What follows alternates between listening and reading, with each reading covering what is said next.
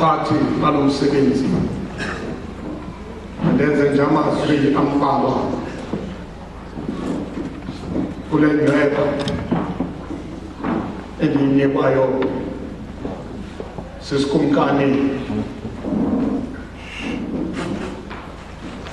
esiphethe isizwe SamaXhosa abameli abakhoyo apha abantu bonke bakaThixo abaze kule nkonzo yesikhumbuzo sikhumbula ikumkani yethu Zwelonke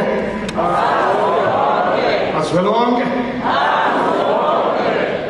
simeke kule nkundla kaThixo ngoku ukuze bathi abantwana bahle bazokwenza amazwi okuthuthuzela ekhaya bathi bewenza lo mazwi sibe sivumile sangqina ukuba ekuqalekeni uThixo kuqala uThixo kugqibela uThixo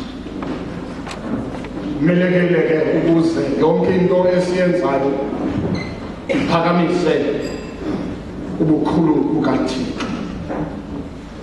Ithi ke ivesi ebhalwa iBhayibhile kule ndumiso yamashumi amthoba kananto ngevesi yokuqala. Nkosi wena wabalikhaya lethu isizukulwana ngesizukulwana nangamazwi esifuna washiya apha azawukhapha le nkonzo yesikhumbuzo sithi noba sizawuma sithetha siphimise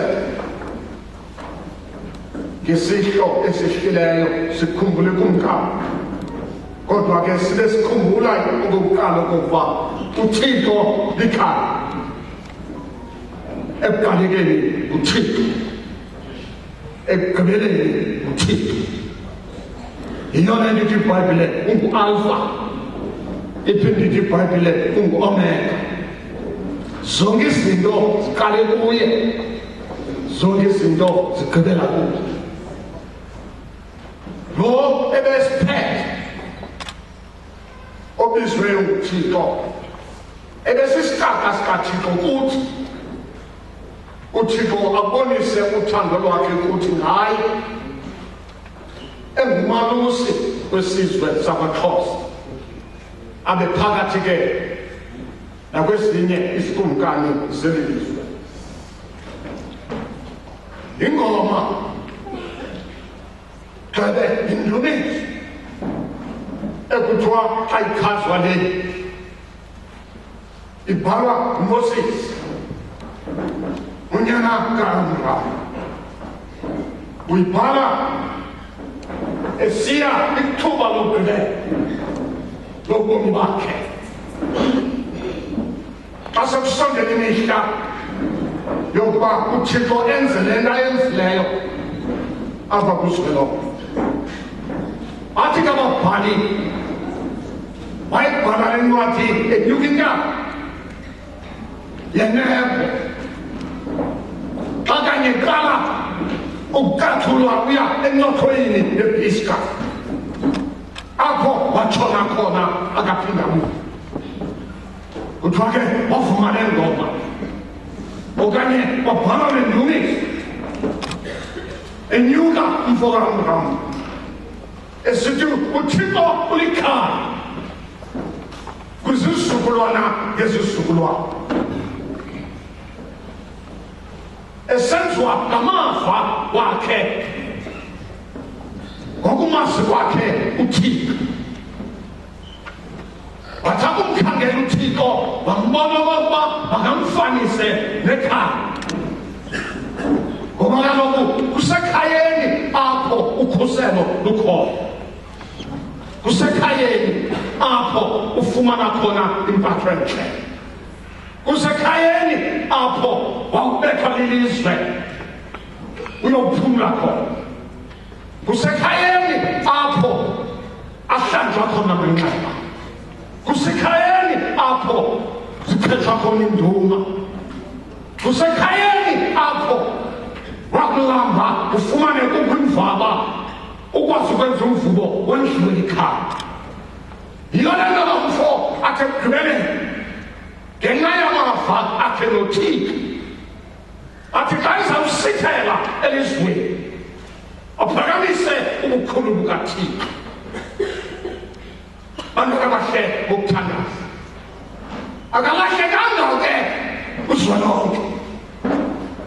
Sinaye inkomo ethi ukholeke kuThixo okokuba makambize ambizele ekhaya njengoba ebembekile kwisizwe SamaXhosa ukuba abe likhaya leempula zikaMthatha zikaXhosa.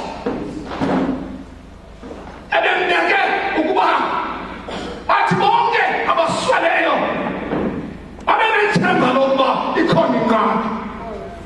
Nokuba siyabhadula elizweni, nokuba siyachitheka elizweni, nokuba sibethwa ngezamboko ezahlukeleyo elizweni, kodwa ithemba lethu lokokuba asisosizwe sokubhadula, sisisizwe esinekhaya. Wawungena umagceke aseMaxhoseni ufike kuXhophe inkonyana yesidlo apho ehleli khona unyaka kaKolelizwe evula izandla ukuze bathi abakufutshane nabakude abaphantsi kwendlu kantu endlu kaXhosa bayazi okokuba ukhona obekwe nguThixo ukuba makabe likhaya kuyo.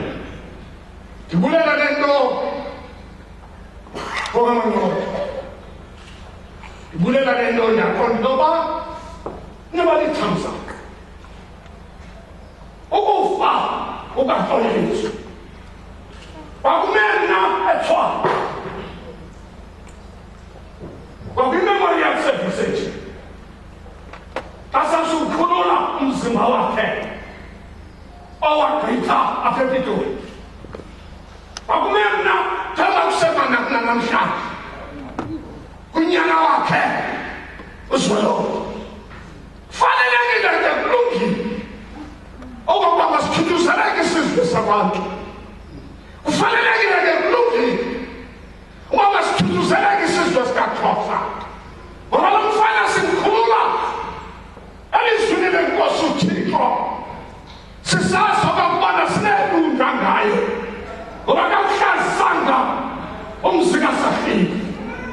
uThixo ke ngoku makamkhulule ahambe ayembeka apha beke khona imimoya yemilongo ukuze athi xa evela uZwelonke nalo lizwe lemimoya atsho ngelizweni latshiyo abangaphesha komlambo besithi khawuleza khawuleza usekokamsinya ngoba umzamo omhle uzamile ugqatso olubalekile benele ke ngokavela ibe kanti khona intshinga emlindileyo ukuze sivuye sigobe ewe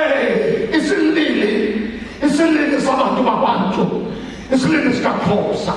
Zininthi ke nokethi naxa nizothetha ndiphimisela ninazo okokubana uThixo utamana kayisana isemkhulu akamlahlanga nangeli xesha. Akanithuthuzele ke nomazwi, akanithuthuzele emsulwini ephesi ukuze uthi nalo msebenzi uzakwenziwa kwamabini anethoba enqathu sibe sisazi uba thina sizwe esilapha noba sawubakho noba sikho siyangqina okokuba inene umoya wakho usesandleni sikaThixo. Umoya wakhe ngoku uhleli nemilomo. uThixo ke makamthuthuzele, uThixo makabe nandla, uThixo ube nguye nawonke amaxesha ozawukhokela lo msebenzini egameni eloyise elonyana elomoya ngcwele uThixo mnyango naphakade. Amen.